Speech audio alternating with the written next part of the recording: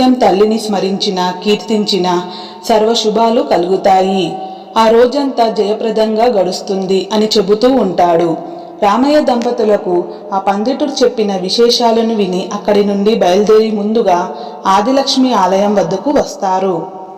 అద్భుత తేజస్సుతో ప్రకాశిస్తున్న ఆ తల్లికి నమస్కరించి తర్వాత ధాన్యలక్ష్మి వద్దకు వస్తారు.